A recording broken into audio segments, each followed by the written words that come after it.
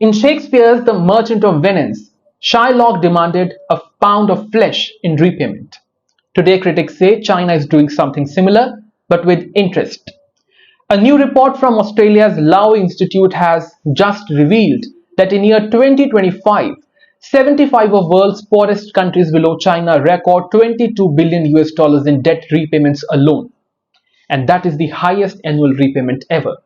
And this is no coincidence. This is a direct consequence of China's ambitious Belt and Road Initiative, or short formed as BRI.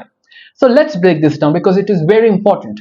The BRI was launched in year 2013 with the goal of building ports, railway stations, power plants across Asia, Africa and Latin America. It was sold as a win-win partnership. In this, China provides loan to build infrastructure and developing nations, developing countries grow their economies all together. But over time, the story and narrative both have changed. For years, China was seen as a generous lender, but now it is acting more like a strict creditor. According to the research by Lowy Institute that I am quoting here, China will be more debt collector than banker to the developing world for the rest of this decade. The debt has reached such a scale that in more than 50 out of 120 surveyed countries, repayments to China now exceeds what they pay to all the Western lenders combined. That is a very important equation to note. This shift is so dramatic. 10 years ago, China was a net lender pumping billions into global south. Now, it's collecting more than it gives, becoming a net drain. The Lowy report warns that this tidal wave of debt is crippling public spending in these poor countries. These poor countries are forced to divert funds away from schools, away from hospitals and climate adaptation, just to repay China, just to pay China back. In response, China's foreign ministry said it wasn't aware of the details of this report, but insisted that its loans follow international rules and regulations.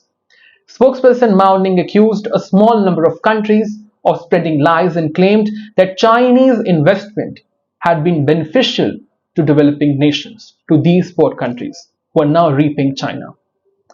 But critics aren't convinced. One major concern is geopolitical leverage. As Western aid declines and countries struggle to repay their own debts, China's influence grows in these countries. Many fear that Beijing could use this creditor position to extract political favors like voting alignment at the United Nations or strategic access to ports and natural resources. And it's not just about old loans. Chinese lending may have slowed down overall, but it is still active in two types of places. First, countries that recently cut ties with Taiwan and embraced China, like the Solomon Islands. Second, resource-rich nations like Brazil and Indonesia, where China is securing access to key minerals used in batteries and green tech. To top it all, over 50% of China's total foreign trade in 2024 was with Belt and Road countries. That shows how economically entangled China now is with the developing world. So while the BRI may have started as a symbol of partnership for many nations, but today it feels like a trap, one paved with debt.